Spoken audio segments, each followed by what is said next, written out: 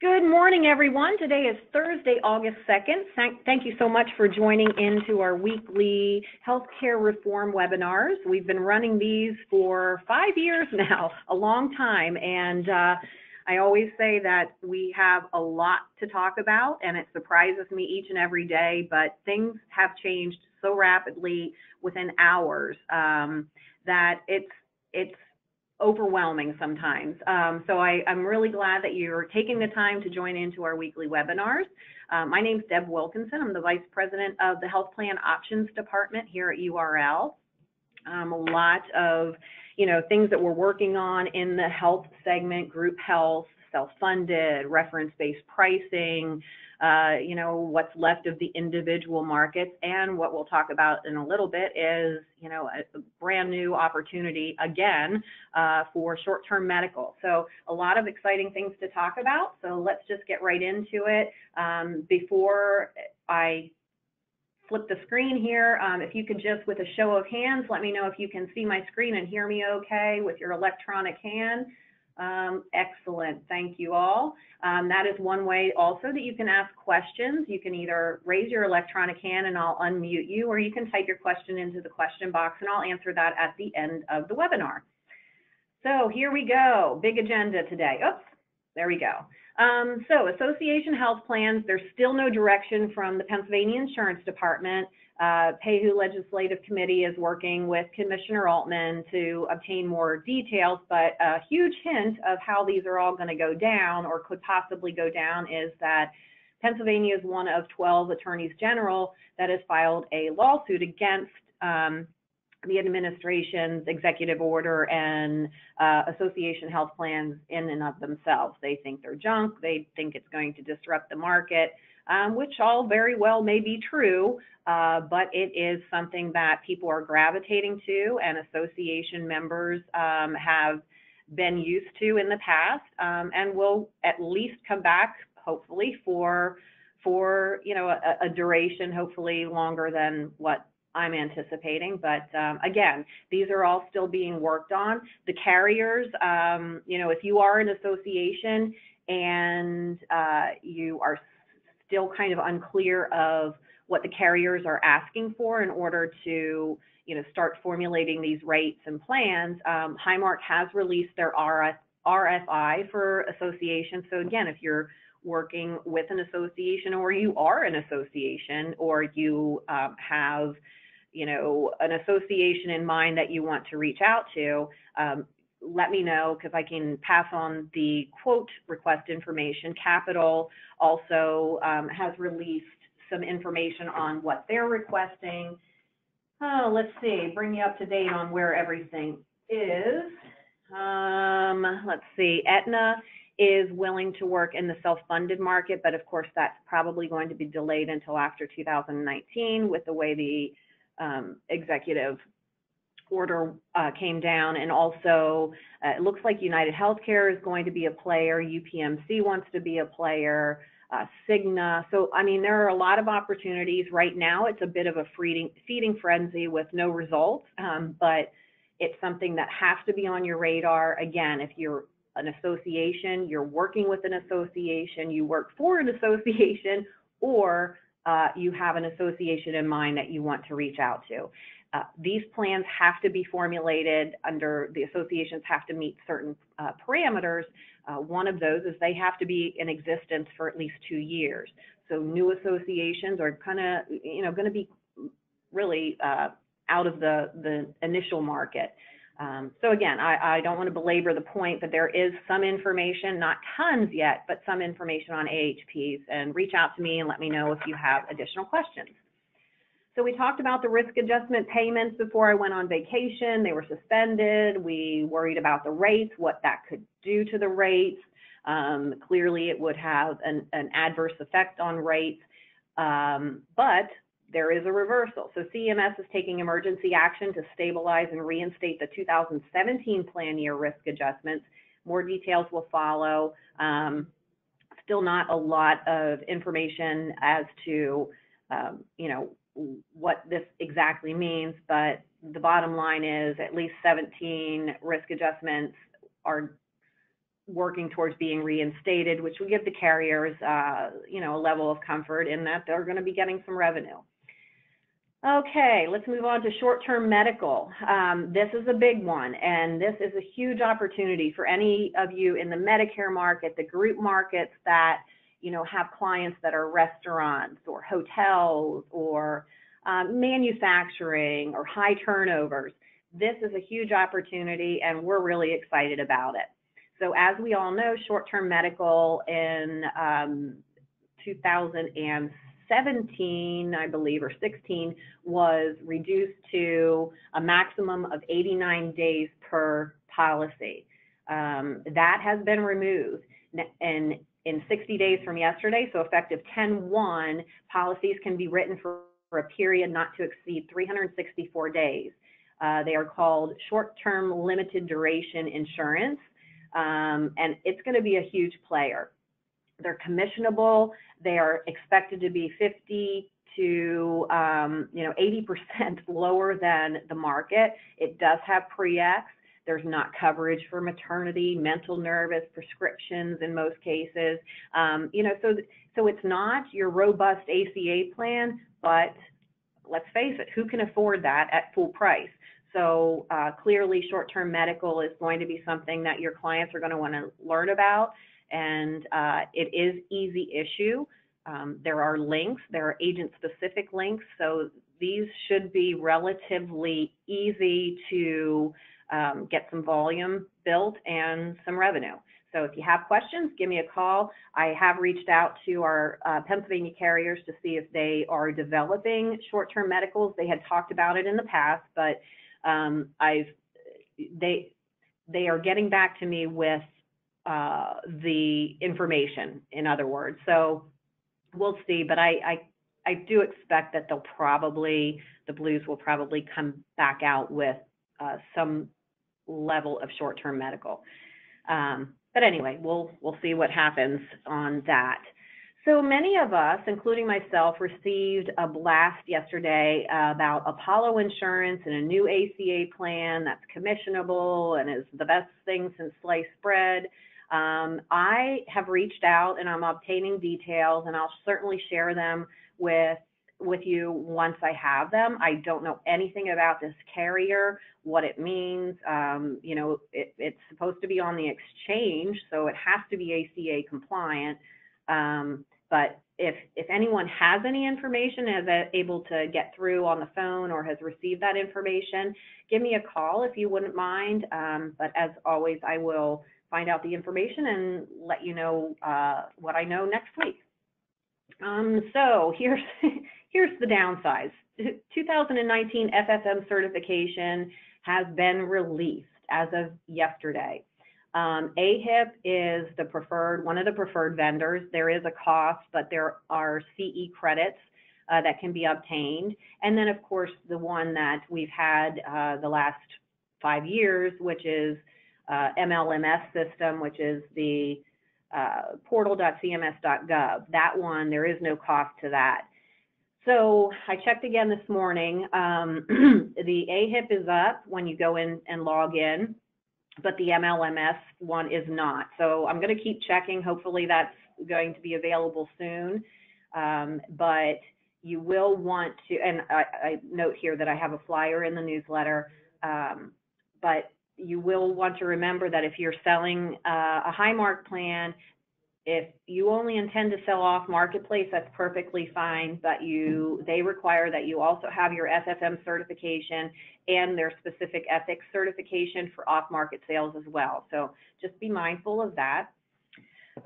Next bullet point, House passes the health insurance tax delay and HSA expansion. Of course, this is not law yet. It is heading to Senate, but they proposed the law that passed through the House delayed the health insurance tax until 2021. This is a $100 billion tax on the insurance industry, which gets passed down in premium increases to consumers, whether you're individual market, group markets, all of that.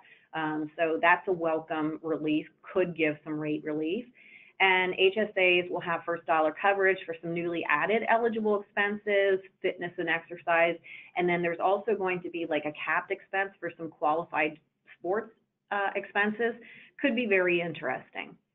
A lot of banting around of Medicare for all. I think in theory, even when the ACA was being discussed and voted on, a lot of us had the opinion that Medicare for all would probably work for the, the 55 and older segment. But there was an independent study done, and they said that the cost for Medicare for all to the country would be $32.6 trillion. So quite a bit. At least not in my family budget. So we'll see what comes from that. I don't think that discussion is done yet, but again, we'll keep watching. White House is reviewing a proposal that was sent to the Office of Management and Budget to curb kickback protections that allow drug makers to offer rebates. Could mean good news for reining in the price of drugs. If you recall, United Healthcare came out and said that they were going to pass on any drug rebates that they get for the most part, to consumers. A lot of peer pressure going on with the carriers. Some have decided to get those rebates back in the consumer's hands, in savings and premiums, et cetera, and some have decided to use it to build expanded programs. So again, it could be interesting because the rebates are massive. And at the end of the day, we all pay for that. Next slide. So effective for 10/1/18 effective dates, all small group ASO and mid-market new business will be subject to medical underwriting regardless of census size. If you add CBC Dental to a new or renewing group beginning with a 1/1/19 effective date, you'll receive a 2-month policy premium holiday for your dental. So that's just something to keep in mind as you're moving towards fourth quarter and quoting those 12/1s and 1/1s. Also, Capital is going to be releasing a bonus program. I was at a meeting on Tuesday and they discussed a little bit about it. Their drive is really getting some of those groups into the ASO models. So that program, bonus program, will be released shortly. Of course, we know Highmark already has one, so, nice to sell and get a bonus as well. Highmark UPMC changes to Medicare beneficiaries at end of 18. They're still on track for commercial plans that are insured, that are using UPMC Hammett and its physicians to receive out-of-network charges until after 6/30 of 19. So, or they won't receive out-of-network charges after 6/30 of 19. So those of you in Western PA and that mess over there with the fight of the two big ones, just be mindful of that. It does appear to affect your Medicare clients more so than, of course, your commercial clients at this point. There is additional information in the newsletter, much more detailed information. So make sure you're looking at that. So this is the link for the rates. The 2019 rate filings have been released. You can go to insurance.pa.gov, and it's right on the home page. Let me see if I can actually, find it right here. So insurance.pa.gov, this is their home page. You go right down here, 2019 health rate filings, and click on that, and there is more information than you probably even want to know. There is a new carrier, this PA Health and Wellness. That might be that Apollo Insurance. Again, I'm trying to get more information. Special note about the counties that have more than one insurer, less, etc. So if you're interested in that information, go to www.insurance.pa.gov and you can look at those rates. And let's go. Excuse me about that. Final things, upcoming events, September 5th, our Medicare Connections Conference is at Hershey Lodge. Not even save the date, register. If you haven't done so already, I encourage you to register immediately. We are almost at capacity, so it's an event that is well attended, well received, and if you're in that Medicare segment, it's imperative that you go. It's that important. You get a preview of what you're going to be selling, what you can sell, and the insurer's strategy for the AEP, and that's just invaluable. So hopefully you can make it and register. If you can't make it to that one, you can go September 13th, Central Pennsylvania Association of Health Underwriters, pardon me, is having a Medicare summit. There is a cost, a minor cost, but they will also have some speakers there talking about, Medicare and that segment. I'm not sure of the agenda at this point, but again, if that's something that is of interest to you, then I would encourage you to register for both, actually. UPMC territory expansion meetings, obviously today is the 2nd, so that one has come and gone, and you're probably there now. There is another one on the 14th, and that information is in my newsletter as well. So that is it. a lot to go through. So of course now I'm going to open it up for any questions. While you're formulating your questions, I will be back here next Thursday, August 9th at 9:30 to bring you more information and answer even more questions. So let's see what we have going on here. Questions. Ooh, lots of questions today. Dave asks if the short-term limited duration insurance plans can be renewed at the end of 364 days. Will there be a waiting period of days or months? Dave, I don't have much information on that yet. In the provision, in the ruling, it does say that they can be renewed for up to 36 months. So to me, renew is not the right word, it's rewrite, but they've made that mistake before. So I'm not sure if it's actually a renewal provision and they get a new policy without pre-X, which I doubt. Don't even start to think that way, but or if it's a true rewrite. So I'll get more information, but my gut is telling me that it is a rewrite. Lori says that Apollo has called and emailed her. There's not much information. They really don't have anything until October. Okay, well that makes sense because the rate filings will be available October or so. Thanks, Lori. Genevieve says, what is the link for those of us that are out of state, Virginia, Maryland, etc.? That's a really good question, Genevieve, and I would say it's probably, you should be able to find them on your insurance, your state insurance websites. So if all else fails, I would go to Google, quite frankly, and just type in Virginia Insurance Department website, and then that will come up. Karen is on the webinar, Karen McDaniel, our Director of Medicare Compliance, and she said that the September 5th Medicare Connections meeting is 89% full, so please call. The carrier is Better for Apollo, so that makes sense because that's the new plan that was filed. Thanks, Lori. Mike says, short-term medical, excellent options. Any ideas on existing policies to cancel, rewrite, not pay, next bill to rewrite for a new full year? Actually, I do, Mike. Now, these plans are going to be available for 10/1. We all know that the penalty, the tax penalty for not having qualified insurance for 2018 remains. So there is a reprieve if your insured is uninsured on a qualified medical plan for less than 3 consecutive months, then there's no tax penalty. So I'm not encouraging this, but I know that there has been discussion from other agent partners of mine that those clients of theirs that don't have a lot of pre-existing or paying full price for their health plans, this could be a very attractive offer for them. And they can either write it just for the 2 months or they could write it for 364 days as of 10/1, which will get them through to towards the end of next year. So, that's my take. Let's see, but we're very excited about it as well, Mike. Nate, can you go back a slide? Wanted to see when the short-term change is effective. 10/1, Nate. Dave says that short-term medical is severely restricted in Maryland, so STLDI probably will be restricted as well in Maryland.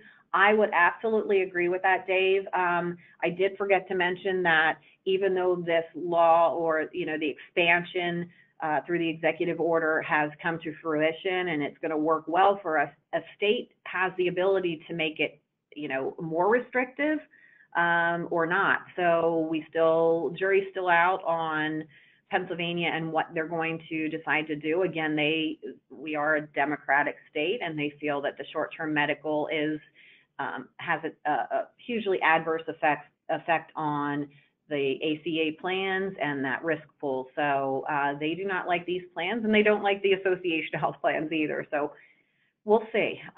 More to follow on that. So that is it. Those are all the questions I have today. As always, I truly appreciate you joining in. Hopefully you can make it back here next week, August 9th. If you have questions in the interim, please reach out to me. I'm at extension 113 or debw@urlinsgroup.com. As always, I so very much appreciate you joining in and taking the time to be that resource for your clients. I know that it probably means a lot to them with all the misinformation out there. So good job all, and thank you so much for joining in, and I'll talk to you next week. Bye-bye.